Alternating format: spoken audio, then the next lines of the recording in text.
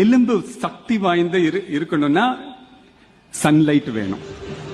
So 20-30 வயசுல இருந்தே exercise பண்றதும் வெளியில போய் நின்று சன் பாத் எடுக்கிறதும் ரொம்ப முக்கியம்.